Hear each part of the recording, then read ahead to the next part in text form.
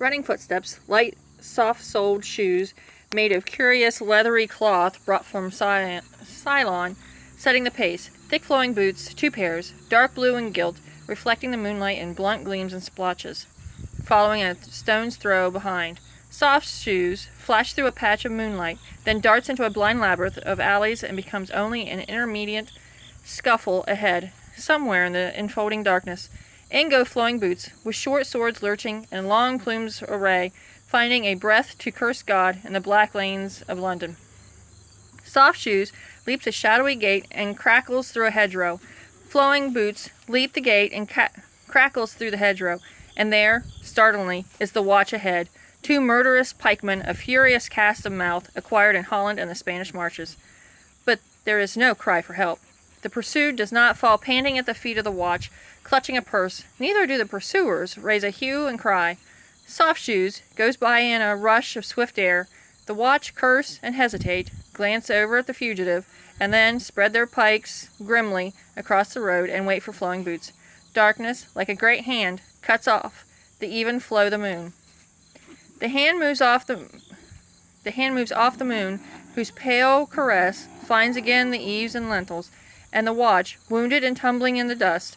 Up the street, one of flowing boots leaves a black trail of spots until he binds himself, clumsily as he runs, with a fine lace caught from his throat. It was no affair for the watch. Satan was at large tonight, and Satan seemed to be he who appeared dimly in front, heel over gate, knee over fence.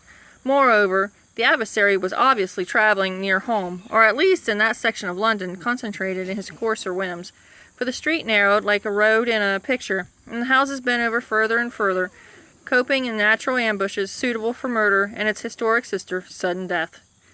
Down long and sinuous lanes, twisted, the hunted and the harriers, always in and out of the moon, in a perpetual queen's move over a checkerboard of glints and patches. Ahead, the curry, minus his leather jerkin now, and half blinded by drips of sweat, had taken to scanning his ground desperately on both sides. As a result, he suddenly slowed short, and retracing his steps a bit, scooted up on an alley so dark that it seemed to be that here the sun and moon had been in an eclipse since the last glacier slipped roaring over the earth. 200 yards down, he stopped and crammed himself into a niche in the wall, where he huddled and panted silently, a grotesque god without bulk or outline in the gloom. Flowing boots, 2 pairs, drew near, came up, went by, halted 20 yards beyond him, and spoke in deep-lunged, scanty whispers. I was attuned to that scuffle. It stopped. Within 20 paces. He's hid. Stay together now, and we'll cut him up. The voice faded into a low crouch of the boot, nor did Soft Shoes wait to hear more. He sprang in 3 leaps across the alley, where he bound up, flat for a moment on the top of the wall like a huge bird, and disappeared, gulped down by the hungry night at a mouthful. He read at wine, he read in bed, he read aloud, had he the breath. His every thought was with the dead, and so he read himself to death. Any visitor to the old James I graveyard near Pite Hill may spell out this bit of doggerel, undoubtedly one of the worst recorded of an Elizabethan, on the tomb of Wessel Castor. This death of his, says antiquity, occurred when he was 37, but as this story is concerned with the night of a certain chase through darkness, we find him still alive, still reading. His eyes were somewhat dim, his stomach somewhat obvious. He was a misbuilt man and indulgent. Oh, heavens!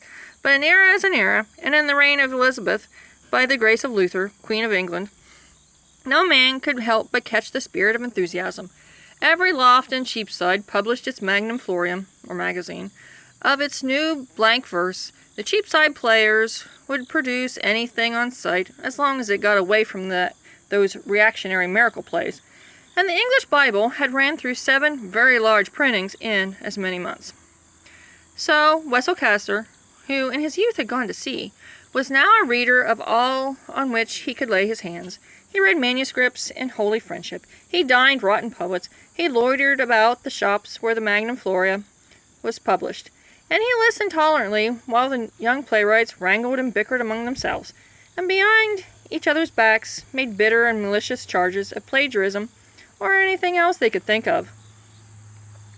Tonight he had a book, a piece of work which, though inordinately versed, contained, he thought, some rather excellent political satire.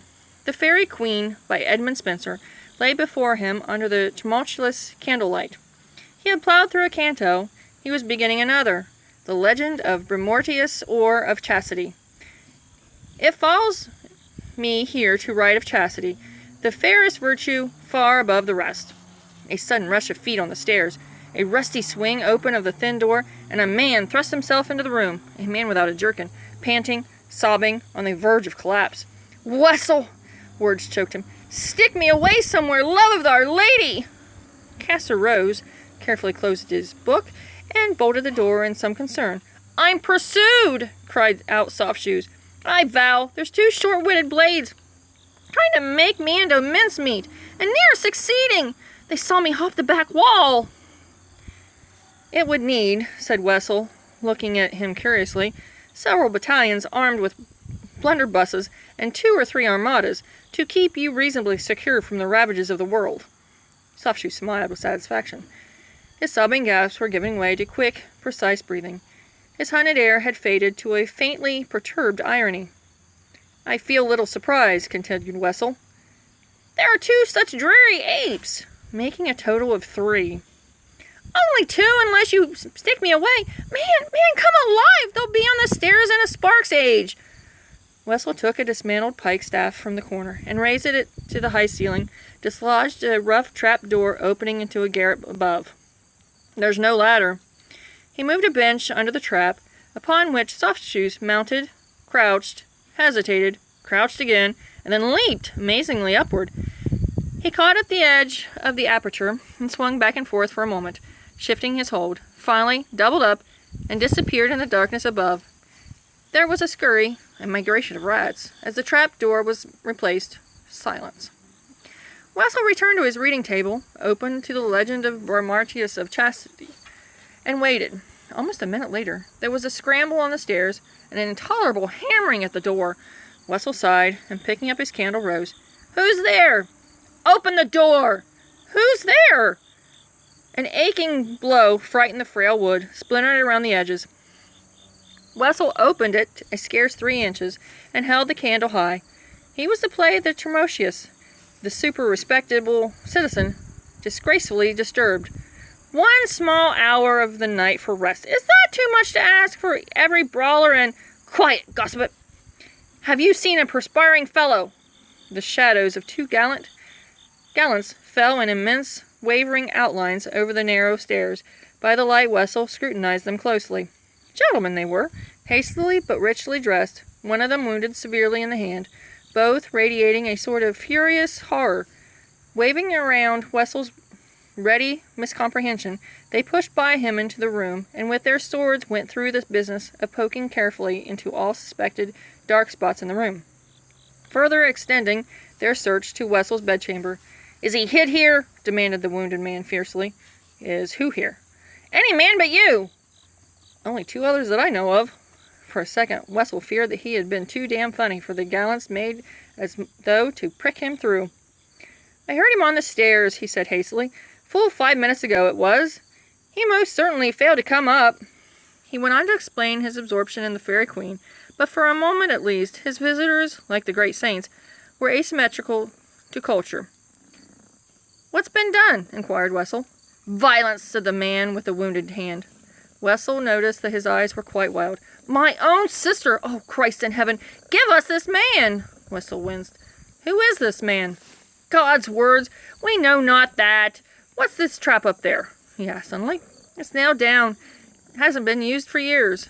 He thought of the pole in the corner and a quell in his belly, but the utter despair of the 2 men dulled their astuteness. "It would take a ladder for any one but a tumbler," said the wounded man listlessly.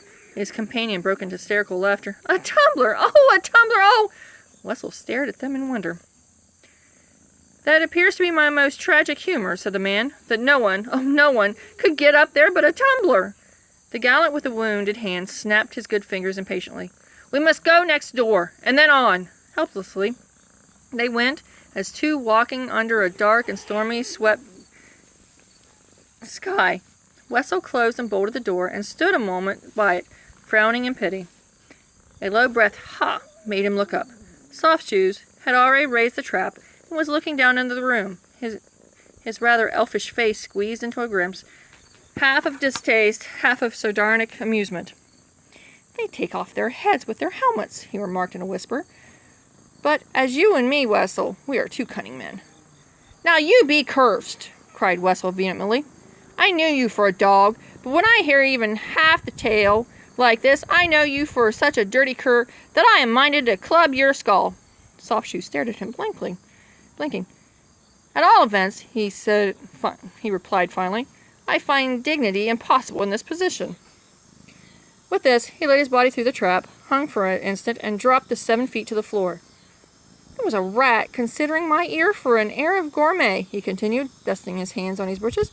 "I told him, in the rat's particular idiom, that I am deadly poison, so he took himself off." "Let's hear of this night's lechery," insisted Wessel angrily. Soft Shoes touched his thumb to his nose and wiggled his fingers derisively at Wessel. Street gaming," muttered Wessel. "Have you any paper?" demanded Soft Shoes irrelevantly, and then rudely asked, "Or can you write?" "Why should I give you paper?" "You wanted to hear of this night's entertainment, so you shall. And you give me pen, ink, and a sheaf of paper, and a room to myself." Wessel hesitated. "Get out," he said finally. "As you will, yet you have missed a most intriguing story." Wessel wavered.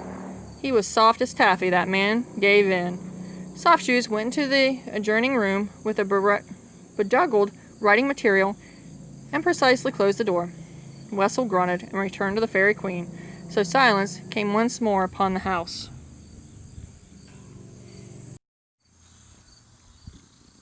Three o'clock went into 4. The room paled, the dark outside was shot through with damp and chill, and Wessel, cupping his brain in his hands, bent low over his table, tracing through the pattern of knights and fairies and the harrowing distresses of many girls. There were dragons chortling along the narrow streets outside, when the sleepy armorer's boy began his work at 5:30, the heavy clink and clank of plate and linked mail swelling to the echo of a marching cavalcade. A fog shut down at the first flare of dawn, and the room was grayish-yellow at 6 when Wessel tiptoed to his cupboard bedchamber and pulled open the door. His guest turned on him, a face pale as parchment, in which 2 distraught eyes burned like great red letters. He had drawn a chair close to Wessel's boudoir, which he was using as a desk, and on it was an amazing stack of closely written pages. With a long sigh, Wessel withdrew and returned to his siren, calling himself fool for not claiming his bed here at dawn.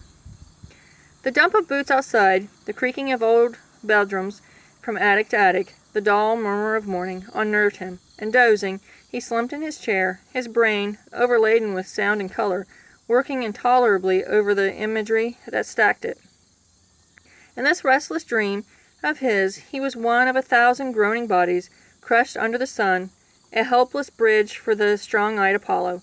The dream tore at him, scraped along his mind like a ragged knife. When a hot hand touched his shoulder, he awoke with what was nearly a scream to find the fog thick in the room, and his guest, a gray ghost of misty stuff, beside him with a pile of paper in his hand. "It should be a most intriguing tale, I believe, though it requires some going over. May I ask you to lock it away, and for God's name let me sleep?" He waited for no answer, but thrust the pile at Wessel, and it literally poured himself like stuff from a suddenly inverted bottle upon a couch in the corner, slept, with his breathing regular, but his brow wrinkled in a curious and somewhat uncanny manner. Wessel yawned sleepily, and glancing at the scrolled, uncertain first page, he began reading aloud very softly. "The Rape of Lucrece, from the besieged Drea, all in post, borne by the trustless wings of false desire, lust-breathing Tarquin leaves the Roman host."